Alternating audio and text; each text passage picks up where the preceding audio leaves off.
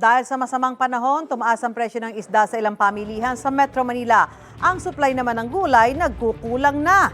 May unang balita, si Bernadette Reyes.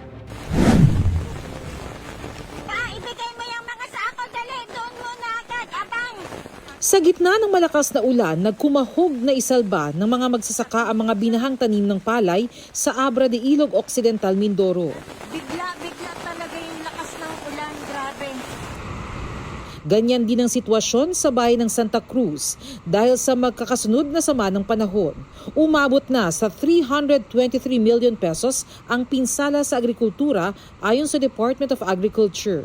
Palay ang karamihan sa mahigit 10,000 metric tons ng produksyon na nasira na posible pang madagdagan. Ang pinakamalaking danyos ay sa Mimaropa at 121 million. Susunod po ang Western Visayas at 70 million. At pangatlo po ay dito sa Central Mindanao.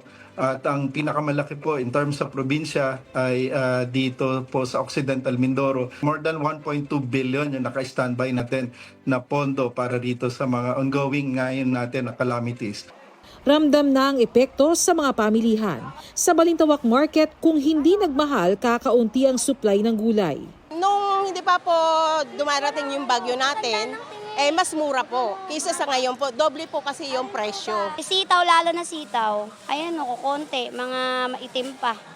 Wala na ano ng ulan. Yung mga okra, dati 30 lang, ngayon 80, 90, 100. Dito sa Marikina Public Market, tumaas na ang presyo ng ilang isda. Bukod dyan, may mga isdang walang dumating na supply tulad ng lapu-lapu at alumahan. Walang gaanong bumiyahe doon sa walang pumalaot ba dahil sa malakas yung alon. Sa bigas, sa gulay, marami tayong supply. Kung merong man mga pagtaas, hindi yan dapat aabot ng hanggang 10%. Tiniyak naman ng National Food Authority na sapat ang supply ng bigas. Utos din ng Pangulo na mas paigtingin pa ang price monitoring upang maiwasan ang pag-abuso sa presyo, lalo na sa mga lugar na nasa ilalim ng state of calamity. Ito ang unang balita, Bernadette Reyes para sa GMA Integrated News.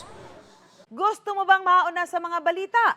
Mag-subscribe na sa GMA Integrated News sa YouTube at tumutok sa unang balita.